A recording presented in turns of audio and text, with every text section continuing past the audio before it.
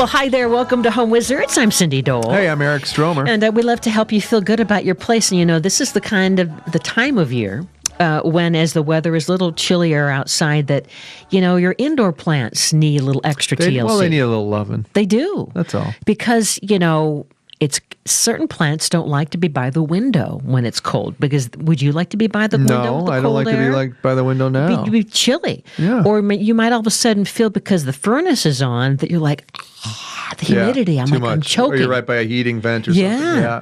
Like we have this one house plant that's really suffering. It's one of those fig trees.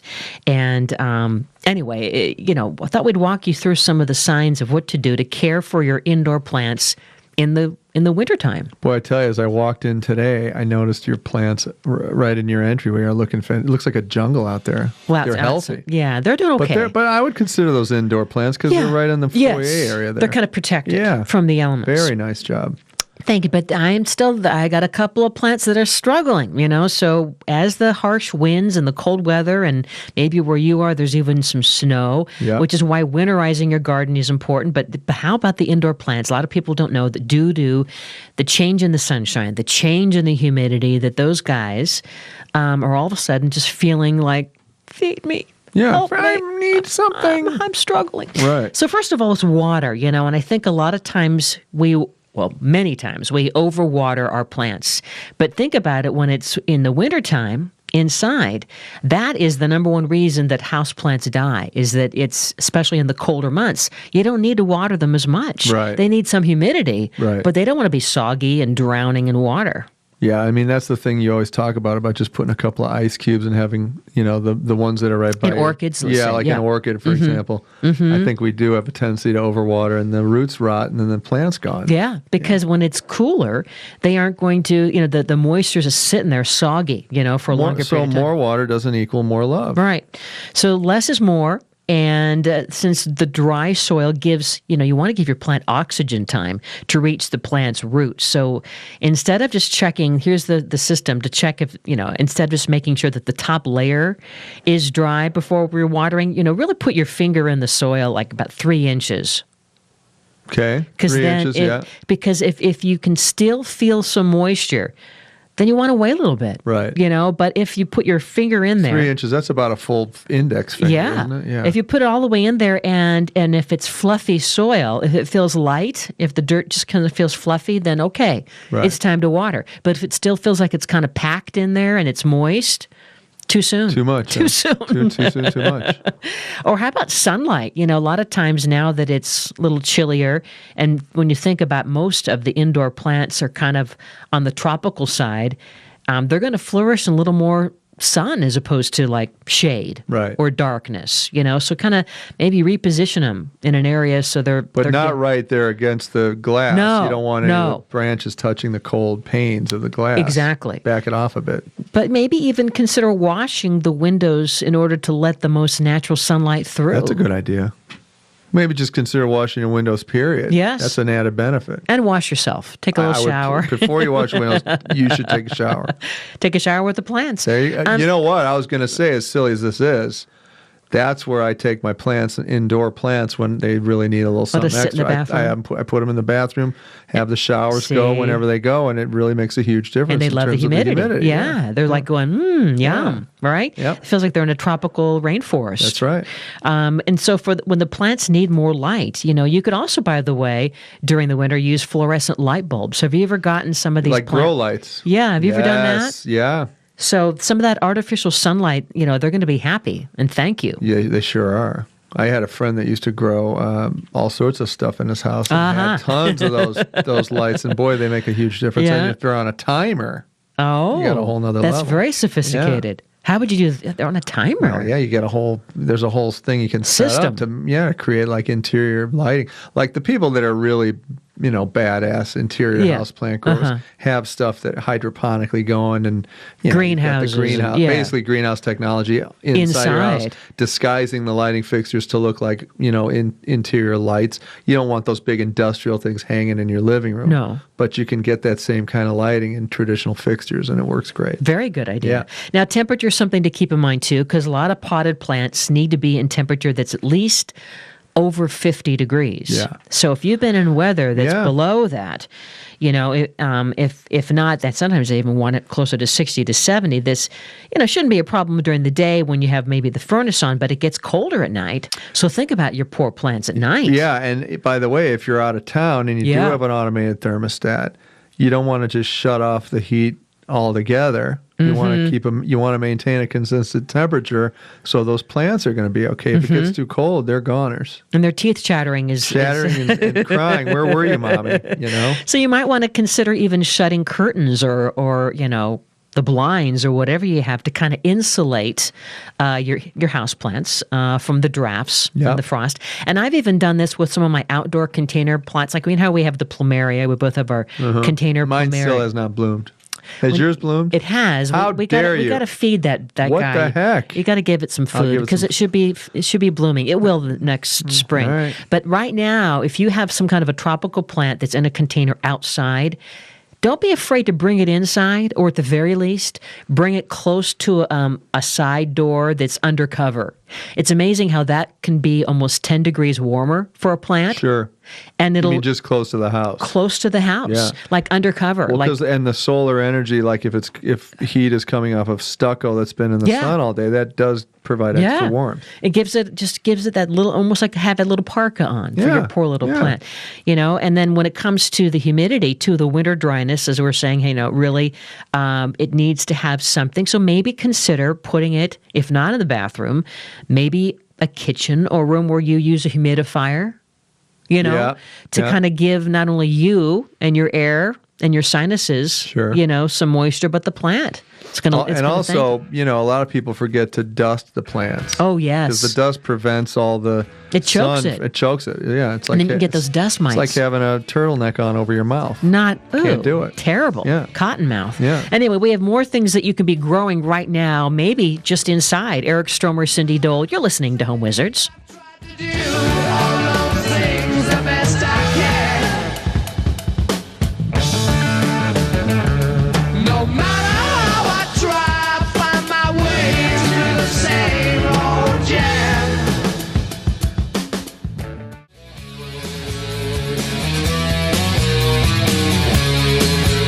And welcome back. You're listening to Home Wizards. I'm Cindy Dole. Hey, I'm Eric Stromer. And you were talking about how dust can really, it can harm your indoor plants. Well, it can prevent photosynthesis. You know what I mean? If it's covering the plant, then the plant can't absorb the sun and do what it does. And so it's choking. You want to clean it off. I noticed that we have this indoor ivy. And indoor ivy, sometimes that can be a challenge to grow. It's weird how, even though it just seems like it goes nuts outside, if it doesn't have the right kind of humidity, if, the furnace is on and then the dust, the leaves start to look almost gray. Yeah, that's right. And it's kind of like, ugh. So we're talking about things to do to help your indoor gardening, if you will. So think about dusting your plants and maybe even pinching your plants, meaning, the plants that might be blossoming through the winter, and then there might be some dead leaves and growths like right at the root, kind of like pinch them and remove, just like you would deadhead outside. Right. Yeah. Right. Yeah. I mean, listen, growing indoor plants isn't. You do have to spend a little time working stuff. Yeah, it isn't like you don't buy just buy it and let it go. You got to attend them. You really do. And a little tender love and care and some knowledge about what you can do, and it really makes a huge difference. Because if the plants are $20, $30, $40, you might as well learn the stuff before you get them in the house and then just watch them die. Now, you also need to consider, especially in the cold weather, here we are in the wintertime, you're not going to need extra fertilization through this colder season, because too much can actually cause salt buildup. Mm-hmm. But if you live in an area of the country where it's a little more temperate, you might want to consider fertilizing plants, throughout the year. Yeah, probably a good idea. So something to keep in mind. Yeah. Now, what should you plant inside in January? Believe it or not, this is a good time to do all kinds of things. I mean, for instance, you might be getting, you as the gardener for Christmas might have gotten some garden catalogs, or maybe you're going to different websites and thinking about it. This is a good time to be planning your garden and thinking about, all kinds of different herbs, right? And you can have, if you don't already, be thinking of basil and chives and oregano and parsley and thyme. A good little time to do this, like right in your little kitchen Just to get them started, seed starters. Yeah, seed starters. I like those little seed starter kits. Those are cool. They look like little ice trays. Yes, yeah. Know? Or like your tomatoes and peppers. You can get a head start on the growing season by starting your tomato, because you're Mr. Tomato. Oh, I know. And you can get, it's almost like, like the egg carton. You know what I mean? It's little teeny tiny. Yeah, this is a good time to do it too, because if you fail, then you still have time to keep trying. You know what I mean? So if you're trying to do some exotics, this would be a great time to experiment. If it doesn't work out, you can start again with something different. Yeah. So you could basically get the seeds and start your tomato and pepper seeds indoors and do it in the windowsill. And then make your transplant. And it's going to take about 6 to 8 weeks to all of a sudden start to see like a little leaf, a little life, you know what I mean? I think it's kind of cool. And then by the time you've made it through 8 weeks, hopefully then the chill will have gone. And you can then put it in another area where it isn't as cold. That's right. And then hello tomato sandwich. I know. You had a very successful tomato. I had a great crop this year. Yeah. They're still kind of hanging on, believe it or not. I got a couple little shoots going still. It's already January for crying out. I know. So here are some of the things to be thinking about in terms of indoor edibles to grow, because as the weather is still a little chilly, you might not want to be outside gardening, but why not think of indoor? And yes, you can grow a lot of great herbs inside, and you don't have to have a lot of space. I mean, if all you have is a little counter or a little windowsill, or you rent, you know what I mean? No excuse. This is a fun time to get things. So for instance, basil. This is a good time right now to have a windowsill kitchen garden. You got to have basil. The key is that you want to have a south-facing window. It likes a lot of sun and some warmth, but this is a great time to do this. Why not? You can start basil from seeds. Do it right now. Well, I keep buying the basil in the market, that comes in the plastic produce container. Yeah. And you get one use out of it, and then it's pretty much gone. If you've got a good, healthy basil plant, you can just, pinch off a leaf or two every time you're making a fancy marinara. It's good to go. Now, I know you love making that marinara for any kind of thing, right? You make your marinara with your tomatoes, but throughout the year, you guys are big on the tomato sauce, right? Yeah. You put a bay leaf in there? No. You don't put a bay leaf? I don't. Because you know how you buy in the herb section or the spice section of the grocery store, you'll get one of these plastic containers and these bay leaves that are all dried out, crispy, and you put one or two of them frequently in a spaghetti sauce or something like this. Sure. Well, you can actually grow this. This is a perennial that grows well in containers all year round, and you can grow it inside your house on a little windowsill. So imagine having your own leaves, and you would just pluck one or two of them. Wouldn't that be great? Let them dry out, and you put it in your sauce, in your tomato sauce. Perfect. And it gives it just that right amount of seasoning. Something about the bay leaf. All right, I'm going to try it. I haven't put it in there. Yeah. What else you like? A couple more. I mean, there's like at least a dozen of these indoor herbs that I hope you'll be considering. Chives. Do you use chives? I do. What could be better than chives on the baked potato? The sour cream. So you can dig. And by the way, butter's back, baby. I know. Butter's good for you again. Grass-fed. The French Can you believe how much this has changed? I know. No carbs, more carbs, no butter, more butter. Free-range butter. Come on. So, but chives have always been in favor, and when you can basically dig up a clump of chives from your garden at the end of the growing season, pot it up, leave the pot outside until the leaves die back, and then in the wintertime, you move the pot to your coolest indoor area, basement, or area, whatever it is, for a few days, and finally to your brightest window, and now you've got chives, growing right here inside your house. That's great. So I would love to do that. In the baked potato. I'll try chives. How about oregano? Why not? I love oregano. I use it. So your best bet is to start with a tip cutting from an outdoor oregano plant. So you might be able to find one of these in the garden centers. This is better than starting with seeds, but you're going to place this in a pot in a south-facing window. Done. Do you love that? I love that. I mean, these are all fun things you can do. Can you do parsley inside? Parsley is another really good one. I mean, you can start this actually from seeds, or if you had it already growing, dig it up from a garden at the end of the season. They usually like full sun, but they will grow slowly if you have an east or west facing window inside. And why not? I mean, parsley is good in everything. Sure it is. Yeah. Now, you know what I'm not going to grow? Rosemary. Oh, why is that? You know what? Because when I go hiking, guess what? There's rosemary all over the place. Oh. I just put my hand out and there's a plant right there. I just pull it off, take it home, put it on the old lamb chops. All right. Well, some people may not be as lucky as you, so they might want to, you might want to try. You can start with a cutting of rosemary, which you could find.